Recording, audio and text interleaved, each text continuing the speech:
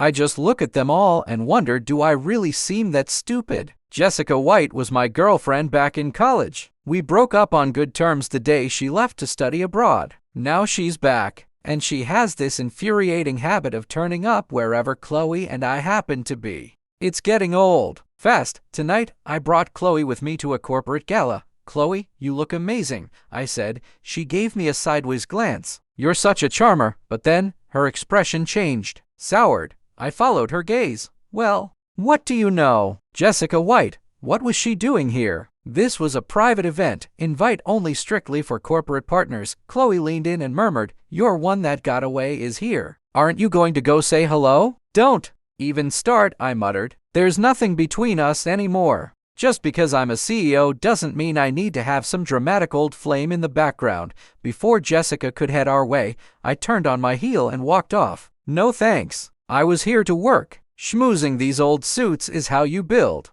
deals, and in this life, you don't wait for handouts, you grind for every dollar. Mr. Davis, has your firm given any more thought to selling that lot over in Long Island City? My company's looking to develop another property. Mr. Peterson, when are we going to partner up again? Last time was a win-win for both of us. Oh, you're already in a deal with another firm? No worries, no worries. There's always next year. Miss Rivers, you look stunning tonight. The products you endorse for us are flying off the shelves. We should absolutely extend your contract. I'll have my people talk to your agent. I was deep in the grind, working the room, when a sharp shriek cut through the hum of polite conversation.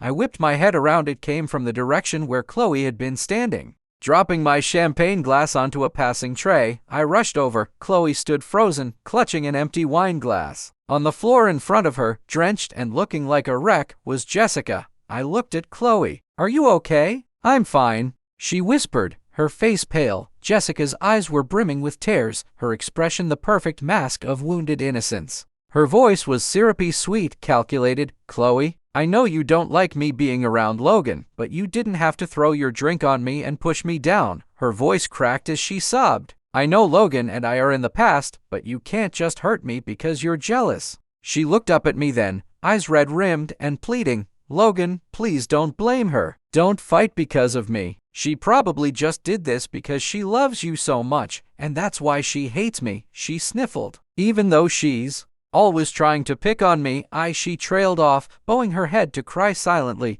I frowned. First of all, Chloe is older than her. So this damsel in distress routine? It felt ridiculously fake. Chloe turned to me, panicked. I didn't throw it at her. She fell on her own. But there was no one else nearby, no one who could confirm what really happened. And you could already feel the tide of judgment rising around us. Chloe looked like she was about to cry, probably convinced I'd believe Jessica, that I'd blow up, dump her, walk away. And yeah, a crowd had gathered. Whispers floated all around us. "Oh my God, that Chloe girl is way out of line. She actually got physical. I bet Logan's going to dump her for this. He's totally about to yell at her. Look, his face is getting dark. He's about to blow. For God's sake, I just have resting jerk face. Can't a guy get his facts straight before reacting? Do they really think I'd throw away everything with Chloe, this woman I'd fought like hell to be with, over something like this?" Chloe's hands were trembling. I reached out and gently took hers, giving it a reassuring squeeze.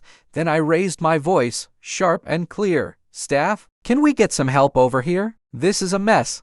I took a step forward, scanning the startled. "Waiters, someone's fallen. Is anyone going to help her up? And this floor is dangerously slick. Who mopped this area?" Jessica's shocked expression was almost hilarious. What did she expect? That I'd run to her side like some whipped puppy and start screaming at Chloe? A few waiters hurried over to help her up. "Our apologies, Mr. Taylor," the event manager said. "We'll take Miss White to get cleaned up right away." Out of the corner of my eye, I saw Jessica flash a smug little smile when she thought no one was watching. That gotcha smile, like she just checkmated Chloe. "You can't beat me, Chloe," it seemed to say. "See? Logan still cares about me." I nearly laughed out loud. "You think no one saw that?" I did. Just as they were about to lead her away, I raised my voice. "Hold on. Pull the security footage. Let's see exactly how she fell." Jessica's face went bone white.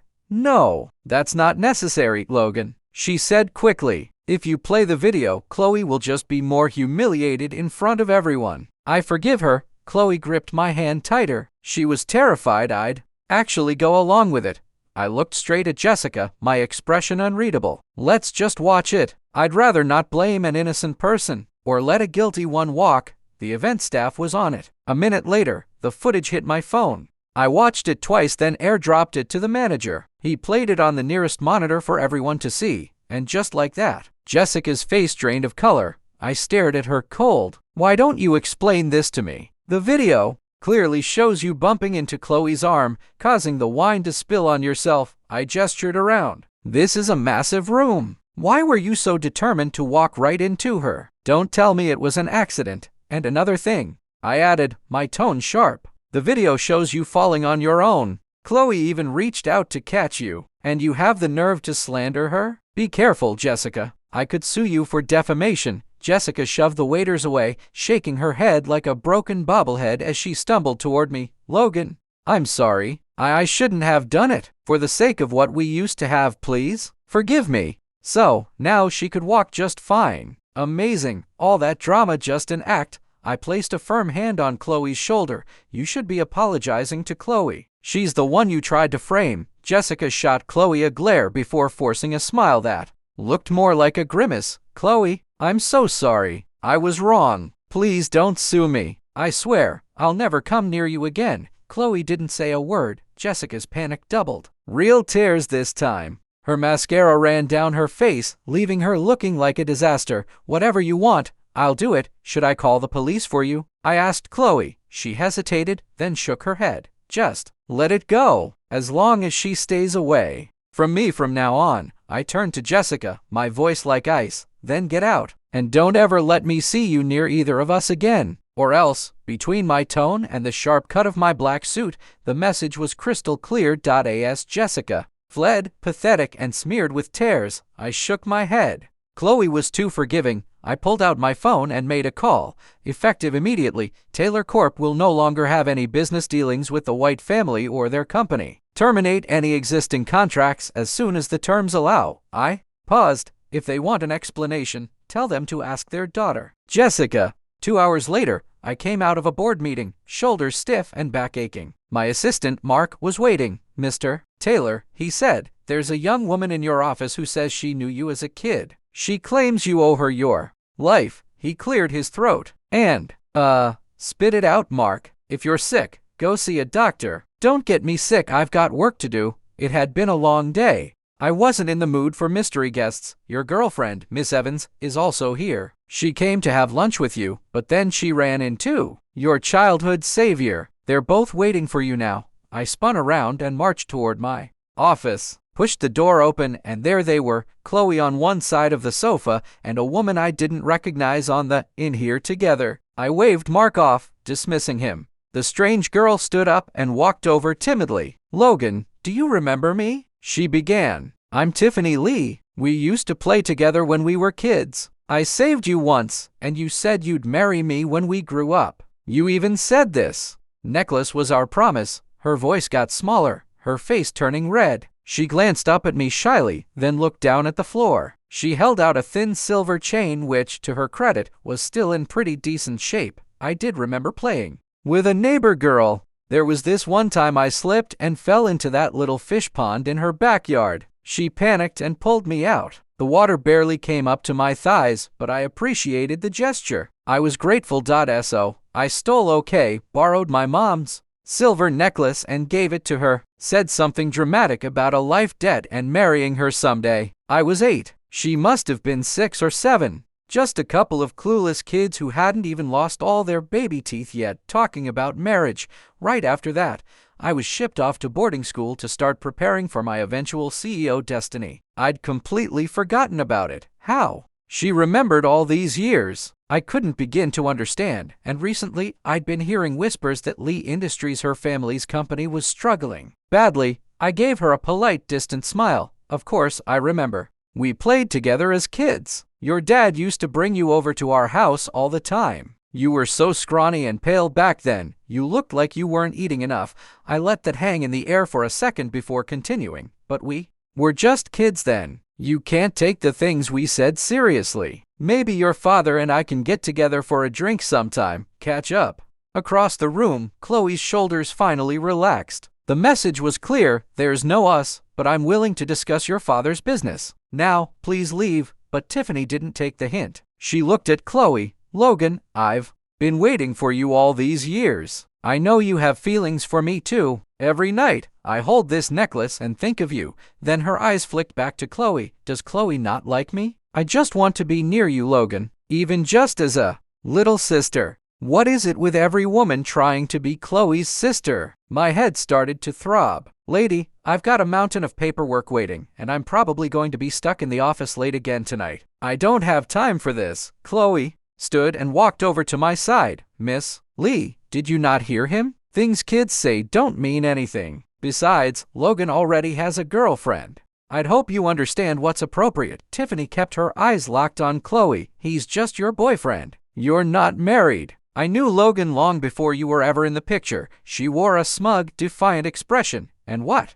I feel for him is true love. No one can drive me away. You have no shame. Chloe snapped, face flushed with anger. She wasn't great at arguing, to be honest. I stood and gently guided Chloe back into her seat. Then I slid my hands into my pockets and shifted into a stance colder than steel. Miss Lee, I said, voice low, dangerous. I don't want to repeat myself. I know the state your family's company is in. I also know all about you and your last few boyfriends. Don't play me for a fool. Her jaw dropped. You have 3 seconds. Get out, or the Lee family business will be a memory by morning. Damn, that felt good to say. No wonder other CEOs loved tossing out lines like that. Tiffany froze, visibly shaken. 1, I didn't even get to 2. She was gone. Did she really think I'd be her knight in shining armor and swoop in to save her family? The audacity. I knelt in front of Chloe and tilted my head to meet her eyes. You have to trust me. I'm not going to fall for anyone else. The next time you run into some weirdo with questionable morals, just ignore her. I'll handle it.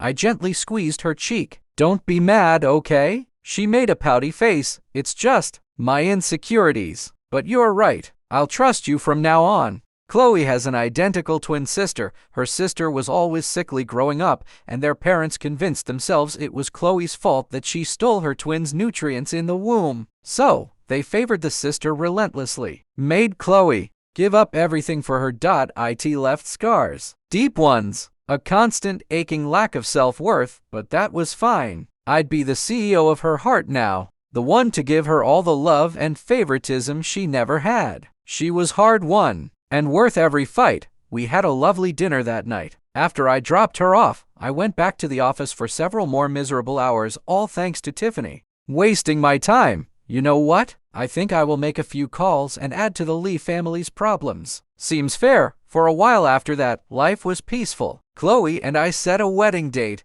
when I met her parents to talk about the arrangements. I half expected trouble. I thought they'd throw up roadblocks. But, surprisingly, everything went smoothly, too smoothly. Given how they'd always treated Chloe, I wasn't worried about them asking for money, but I was worried about what they might pull behind our backs. And sure enough, on the day of the wedding, Chloe wasn't in her dress. She was sitting on her bed, pale as a ghost. Her mother sat beside her, holding her hand. Chloe, please, just agree to what we are asking. The Taylors are one of the wealthiest families in the country. You're not cut out for that world. Let your sister marry into it. And why is she suited for it? Chloe asked. Her father scoffed. Your sister was born for a life of luxury. The Taylors are a perfect match for her. Once she's married, she'll take care of you. Her sister, Zoe, chimed in sweetly. Sweetheart, I've been sick my whole life. You have no idea how much I've envied you. I fell in love with Logan the first moment I saw him. If I can't have a healthy body, and I can't have him either,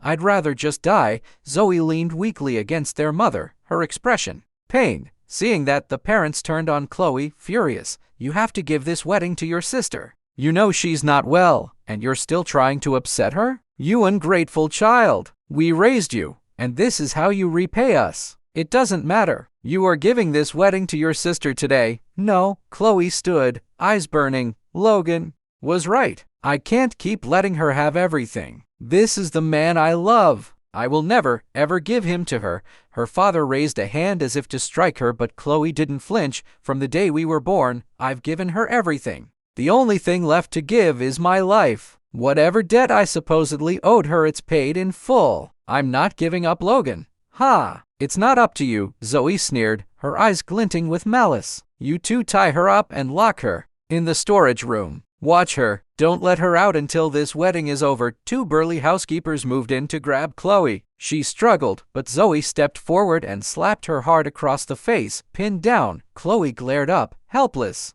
Furious, Zoe patted her cheek mockingly. My dear sweet sister, after today, Logan will be mine. You'll never have a better life than me. Ever. Take her away. Once Chloe was gone, Zoe started putting on the wedding dress. She and Chloe were perfect duplicates, even their closest friends sometimes got them mixed up. How could Logan possibly tell the difference? She was already dreaming of her life with him. The way Logan looked, the way his suits hugged his body. Zoe smiled. When I arrived at the Evans house, I was smiling too. A permanent grin had taken up residence on my face since I woke up. Mark, my assistant, noticed. He thought, it's been a while since I've seen the boss this happy. If I'd known he was thinking that, I'd probably have smacked him. Who has time to smile when they're drowning in work every day? After the groomsmen had sufficiently bribed, their way in was paved with a flurry of red envelopes, a tradition I always found kind of amusing. Then, right on cue, the bride began her slow descent down the stairs. Here comes the bride. She looked like a vision in that gown, an angel floating down with grace and elegance. Absolutely breathtaking. The smile on my face froze in place. I just stood there, staring at her, completely speechless. Everyone assumed I was stunned by her beauty, but then my expression changed. Hardened, I took a step back and scanned the room. Where's Chloe? These monsters, I thought. Of course. It wasn't going to be that easy. Just wait until I find her. The crowd was stunned into silence. Zoe scurried over, trying to take my arm, but I sidestepped her. Logan, I'm right here, she said, trying to sound calm. She'd spent weeks studying how Chloe acted around me,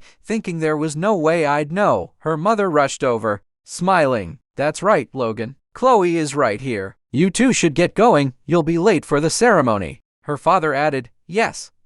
Hurry up now, Chloe. He gave Zoe a look, urging her to get me out of the house. I looked around again. Two of the housekeepers were missing. Immediately, I pulled out my phone and called Chloe. Straight to voicemail. Right. Then, Zoe reached for my hand again, and I twisted her arm behind her back. Ow. That hurts. Dad, Mom, help me. She cried. Mark, call 911, I said sharply. Tell them my fiancée, Chloe Evans, is missing. I suspect a kidnapping. Why yes, right away, sir. Mark fumbled for his phone. I turned to my groomsmen. My voice icy. You guys, search every single room in this house. Look for anyone who looks exactly like this woman. Finally, it clicked for them. The bride had a twin sister. This was a switch. I shoved Zoe to the floor, and her parents rushed to her side. My eyes were like daggers as I stared at the three of them. Tell me where Chloe is right now, and I might consider going easy on you, I said in a low, dangerous voice. But if you keep silent, I will make you regret the day you were born. Now talk. The pressure in the room was suffocating. If this weren't a civilized society, I would have already started breaking things. Just as Zoe's mother was about to crack, Zoe grabbed her arm. Don't you dare. Then she looked up at me. Logan, how did you know I wasn't Chloe? I gave her a cold, contemptuous look. Was I not supposed to notice? You're nothing like her. You don't walk like her. You don't talk like her. You don't smile like her. Most importantly, you don't feel like her. You're nothing like her in any way that matters. My words hit her like a punch. She suddenly burst out laughing loud, wild, unhinged. Ha ha ha. Ha ha ha. Logan, do you really think Chloe is some pure, innocent little thing? She's a slut. You didn't know, did you? When she was studying abroad, she had boyfriends of every color. She even lived with a man for years. She shrieked. The woman you put on a pedestal is nothing but used goods that everyone's had a turn with. Unbelievable. Spreading disgusting lies about Chloe now, of all times. Just as I was about to shut her down, a voice called from upstairs. We found her, Logan. I saw Chloe being helped down the stairs and rushed to her. She was tied up in a storage room, one of the groomsmen said. Her legs were bound for a while. They're probably numb. Okay, Chloe looked at me, face crumpled with relief. Like she was about to burst into tears, I stroked her hair gently, smiled, and scooped her up into my arms. "It's okay now," I whispered. "From this day on, you have nothing more to do with them." As I carried her down the stairs, I passed her parents. I paused and gave them one last cold glare. "The police are here. You can explain the kidnapping charges to them." As I turned to go, Zoe stepped in front of me. "Logan, you really love this slut that much? You don't even care that she lived with a man for years? For all you know, she's got a bastard child hidden away somewhere." Hearing this, Chloe asked me to put her down. The moment her feet touched the floor, she swung and slapped Zoe across the face. "That one was for the slap you gave me earlier." She slapped her again. "And that one is for your filthy mouth." Zoe tried to retaliate, but I caught her wrist and swept her legs out from under her. "Chloe met me the day she arrived overseas," I said clearly, turning to the room. "The only boyfriend she's ever had is me, and the man she was living with for all those years, that was me too." At that, all the color drained from Zoe's face. She collapsed to the floor. The police arrived, and Mark explained everything. Zoe and her parents were taken into custody. As they led her away, Zoe turned back and gave Chloe one last venomous glare. "Are you okay?" I asked Chloe gently. "Should we go to the hospital? Get you checked out? Make sure you're not hurt?" She held my hand. "I'm fine. I didn't fight them. I knew how to protect myself." She smiled. "My legs were just a little numb, but they're fine now." She even did a little twirl to prove it. I picked her up again anyway and carried her to the wedding car. "We can still make it. Let's go get married." In the car, she looked at me hesitantly. "What is it? Just say it. You're not scared of your husband, are you?" "No, I just wanted to ask. How did you know it wasn't me back there?" Honestly, even my own friends saw her in the dress and thought it was me. I turned to her, feigning exasperation. "And I just told you how smart you were. Was it supposed to be hard? Besides your face, nothing else is the same. The way you walk, the way you talk, your smile. Most importantly, the feeling is completely different. I don't like her. I like you." "Haha." Chloe leaned against my shoulder and laughed, heart full. I rubbed my forehead. Why does everyone in my life have to be so much trouble? The wedding was a success. I finally had my wife. All things considered, the process was relatively smooth. Do other people deal with this much drama? Oh well, at least we had our honeymoon to look forward to. Surely, nothing could go wrong with that. The day we got back from the trip, we walked into our house and all the lights were blazing. "Is someone here?" Chloe asked.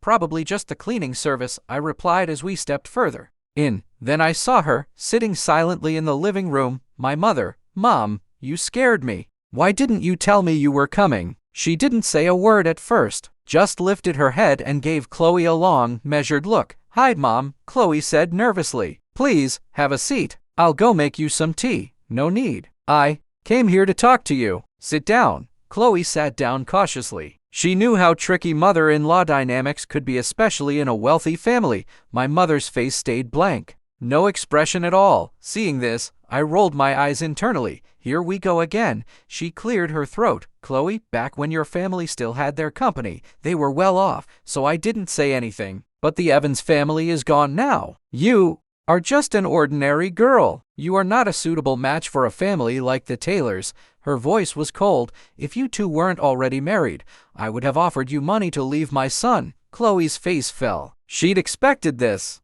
A woman from a similar background would have been a better fit. Even if her family's company still existed, it was nothing compared to the Taylors. I took a sip of water. "Well, we are married, so what's the point of saying all this? Do you think this is a movie where you offer her a check to walk away? I wouldn't have married anyone else. You should be grateful for her. Otherwise, your son was destined to be a lonely old bachelor." "You be quiet," my mother snapped, pointing a finger at me helplessly. She turned her attention back to Chloe. "From now on, you are to wake up at a.m. every morning to make Logan's breakfast from scratch. I don't like fancy breakfasts," I cut in. "And if she gets up that early, it'll wake me up, and I don't want to get up that early. Then you must cook all his meals, breakfast, lunch, and dinner. Logan has a sensitive stomach. The food from outside is unhealthy. You will cook for him at home." Do all CEOs have sensitive stomachs in her world? My stomach's made of iron. Who told her it was sensitive? Was it Mark?